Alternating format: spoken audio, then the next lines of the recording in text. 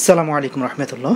আল্লাহুম্মা রব্বি জিদনি ইলমা রব্বি শরহ লি সদরি ওয়াইসির লি আমরি ওয়াহলুল উকদাতাম মিন লিসানি ইয়াফকাহু কওলি। নাসরুম মিনাল্লাহি ওয়া ফাতহুন করিব ইয়া মুকাল্লিবাল কুলুব সাব্বিত কলবি আলা দীনিক সাল্লাল্লাহু আলাইহি ওয়াসাল্লাম।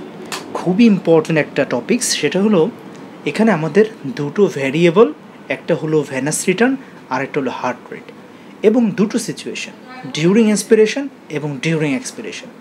এখন ডিউরিং ইন্সপিরেশন ভেনাস রিটার্ন এবং হার্ট রেট দুটোই বাড়ে, এবং ডিউরিং এক্সপিরেশন ভেনাস রিটার্ন এবং হার্ট রেট দুটোই কমে।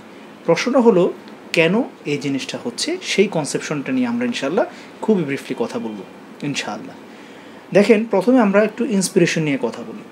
যখন আমরা ইন্সপিরেশন করি তখন কি হয়, ইন্সপিরেশনের প্রাইম মাসেল হলো যে diaphragm. Inspiration, during inspiration diaphragm কী করে, নিচের দিকে নামে। দেখেন এই যে রেড কালার লাইনটা ডায়াফ্রাম, সে নিচের দিকে নেমে যাচ্ছে। ওকে, এই যে সে নিচের দিকে নামছে, তাহলে থোরাসিক ক্যাভিটির ভলিউম বেড়ে গেল।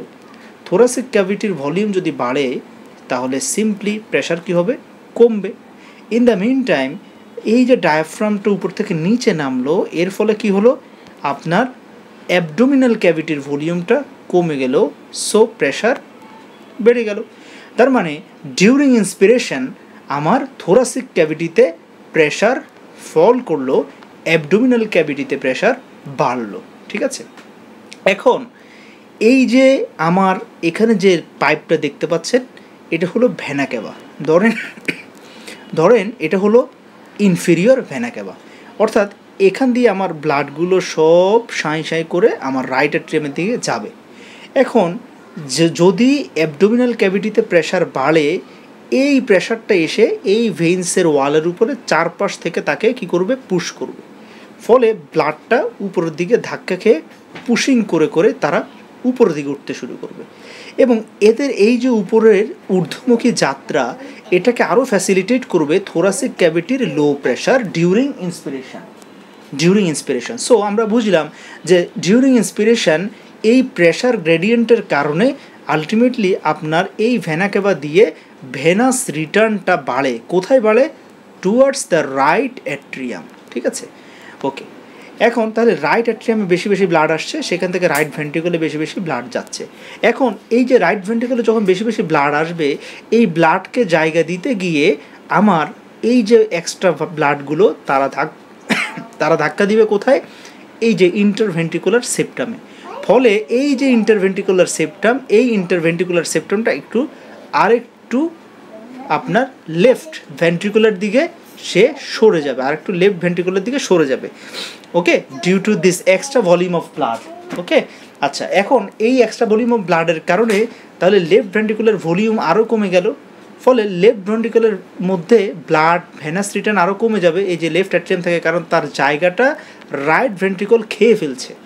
ওকে, তাহলে ভেনাস রিটার্ন রাইট হার্টে বাড়ছে, অন্যদিকে লেফট হার্টের ভেনাস রিটার্ন কমছে। কখন, আমরা ডিউরিং ইন্সপিরেশনে আছি এখন। ওকে, আর যেহেতু ভেনাস রিটার্ন লেফট হার্টে কমে যাচ্ছে, ইন দ্য মিন টাইম আরেকটা কথা আপনাকে এখানে যোগ করতে হবে।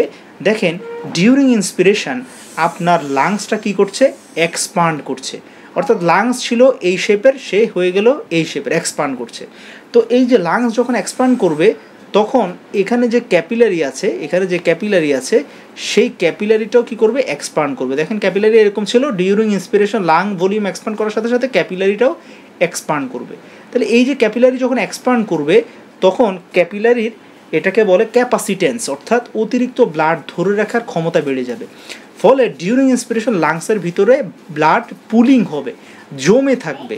অর্থাৎ রাইট ভেন্ট্রিকল যে অতিরিক্ত ব্লাডটা আপনার লাংসে পাঠাচ্ছে, সেই ব্লাডটা লাংস হয়ে আসার কথা কোথায়, লেফট হার্টে, বাট সেটা জমে থাকছে কোথায়, ফুসফুসের ভেতরে, due to increased capacitance of pulmonary capillary. ফলে লেফট হার্টে ভেনাস রিটার্ন কমে যাচ্ছে আমরা দেখছি। তো লেফট হার্টে যখন ভেনাস রিটার্ন কমবে, তাহলে ভেনাস রিটার্ন কমা মানে কি কমা, ব্লাড কম আসতেছে, তাহলে প্রিলোড কমে যাওয়া। আর প্রিলোড যদি লেফট হার্টে কমে যায়, তাহলে স্ট্রোক ভলিউম কমে যাবে। তাহলে লেফট ভেন্ট্রিকল থেকে এখন স্ট্রোক ভলিউম কম, ফলে কম কম ব্লাড বের হচ্ছে, ফলে কার্ডিয়াক আউটপুট কমে যাবে। কার্ডিয়াক আউটপুট কমে গেলে এই কম কার্ডিয়াক আউটপুটকে ডিটেক্ট করবে ব্যারোরিসেপ্টর। ফলে এই ব্যারোরিসেপ্টর তখন আপনার ব্রেইনের মাধ্যমে সে কী করবে, হার্ট রেট বাড়িয়ে দিবে। এই ডিক্রিজড কার্ডিয়াক আউটপুটকে কম্পেনসেট করে বাড়ানোর জন্যে আমার ব্যারোরিসেপ্টর কী করবে, হাইপোথ্যালামাসে সিগন্যাল পাঠানোর মাধ্যমে সে হার্ট রেটকে বাড়াবে। তাহলে আমরা দেখলাম ডিউরিং ইন্সপিরেশন হার্ট রেট বাড়ছে, ভেনাস রিটার্ন বাড়ছে, আর ডিউরিং এক্সপিরেশন জাস্ট এই মেকানিজমের উল্টাটা হবে, ফলে ভেনাস রিটার্ন কমবে, হার্ট রেট কমবে। আশা করি ব্যাপারটা বুঝতে পেরেছেন। Thank you everyone.